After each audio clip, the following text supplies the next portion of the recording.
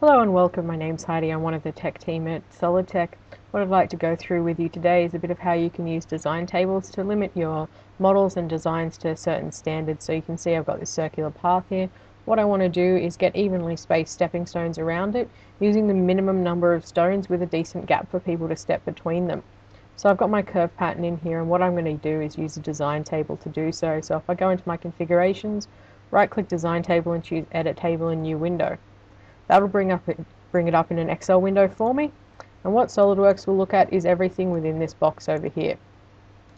So I'll just put a border around it so I remember, and you can see that I've got images as well as my calculations over here.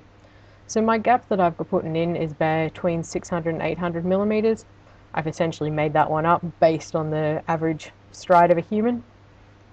And you can see I've calculated my total path length here. If we look at the formula, it's basically 2 pi r. So I've brought in the radius of this sketch that the path is following, and that'll calculate out that length for me is 2 pi r.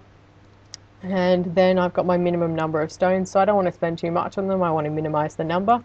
So I've used a round up formula which will naturally round up the value of this total length here divided by this maximum gap. So that'll give me the minimum number of stones, and you can see this comma 0, and what that does is round it up to 0 decimal places.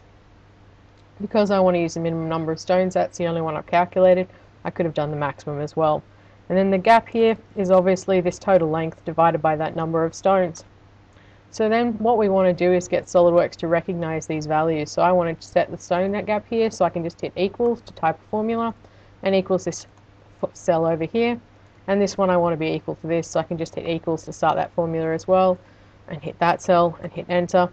And when I go Control S to save, or just save this and close Excel, it'll update my part in the background here, and you can see that I've now got 28 equally spaced stones.